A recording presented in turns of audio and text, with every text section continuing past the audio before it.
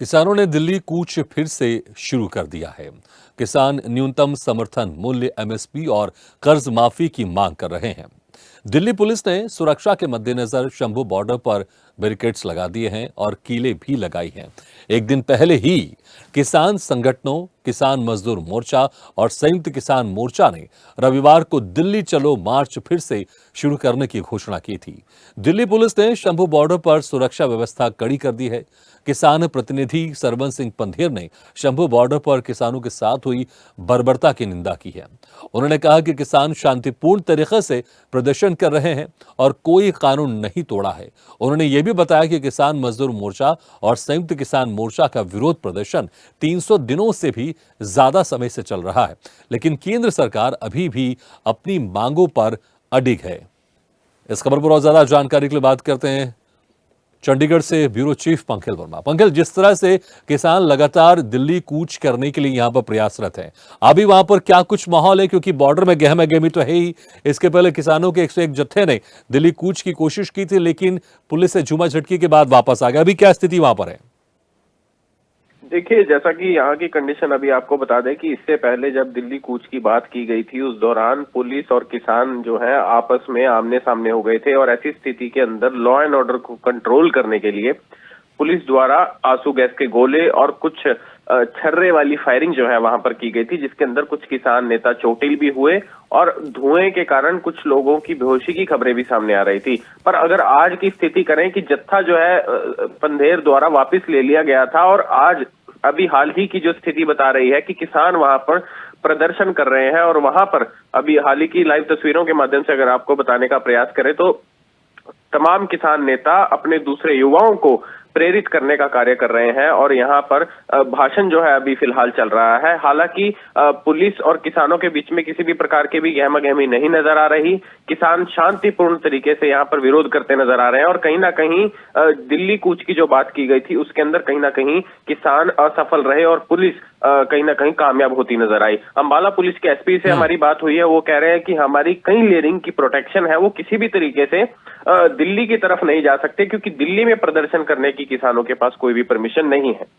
पंकज, हमने देखा इसके पहले जिस तरह से प्रदर्शन हुआ, धरना हुआ, उस वक्त किसानों की तरफ से तमाम तरह की मॉडिफाइड गाड़ी थी, जिसमें आंसू गैस से, गोले से बचने के लिए, लाठीचार्ज से बचने के लिए तमाम बख्तरबंद गाड़ियां तैयार की गई थी।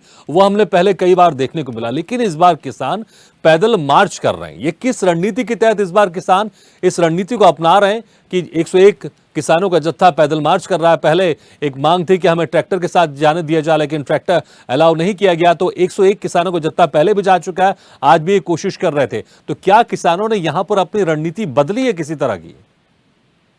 देखिए, कहीं ना कहीं रणनीति में बहुत बड़ा बदलाव आया है कि पिछली बार किसानों की जिद थी, वो हाईवे पे ट्रैक्टर खड़े कर हाईवे को ब्लॉक कर चुके थे और चाह रहे थे कि वो दिल्ली ट्रैक्टर्स पर जाएं। पर उसके बाद इनके द्वारा प्रेस वार्ता की गई किसान नेताओं द्वारा, उसके अंदर कहा गया कि अब हम पैदल मार्च के माध्यम से दिल्ली कूच करने का प्रयास करेंगे। पर अभी भी इनकी एक जिद ये अड़ी है कि हम पैदल मार्च भी जो है शंभू बॉर्डर की तरफ से करेंगे। अब इसके अंदर सभी लोगों का अपना अपना ओपिनियन है कि अगर दिल्ली ही जाना है तो जाने के और बड़े माध्यम है, ट्रेन, रेलवे, बस और अन्य माध्यम है, परंतु शंभू बॉर्डर की तरफ को होकर ही क्यों जाना है? क्या ये सिर्फ एक प्रोत्साहित करने के लिए यह दिखावटी धरना है? ऐसे कई तमाम सवाल जो है किसान नेताओं पर खड़े हो रहे हैं और साथ ही आसपास के व्यापारी लोगों के बीच में भी बहुत बड़ा जो है रोष है, क्योंकि अंबाला साथ लगता है, राजपुरा साथ लगता है। अंबाला के अंदर एशिया की सबसे बड़ी कपड़ा मार्केट है, वहां के जो व्यापारी हैं वो लगातार विरोध करते नजर आ रहे हैं क्योंकि एशिया की सबसे बड़ी कपड़ा मार्केट इस वक्त मंदे की ओर गुजर चुकी है। बिल्कुल, लेकिन इस बार फिर से 101 किसानों का जत्था कूच कर रहा था, आपने बताया कि वो असफल हो गए। अब किसानों की क्या कुछ रणनीति, क्या कुछ इसके बाद वो बयान सामने आ रहे हैं उनके?